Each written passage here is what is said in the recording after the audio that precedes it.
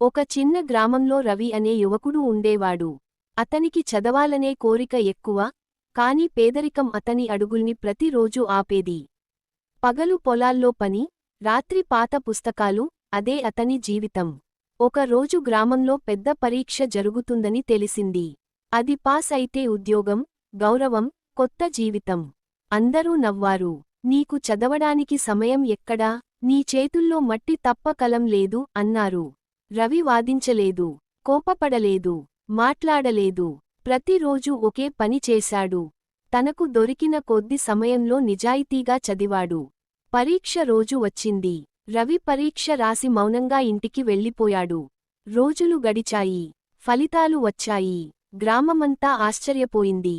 కుడి చూపుడు వేలు మొదటి ర్యాంక్ రవి. అప్పుడు గ్రామ పెద్ద ఒక మాట అన్నాడు.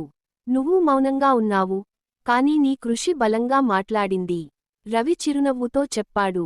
దీపం శబ్దం చేయదు, కానీ చీకటిని పోగొడుతుంది.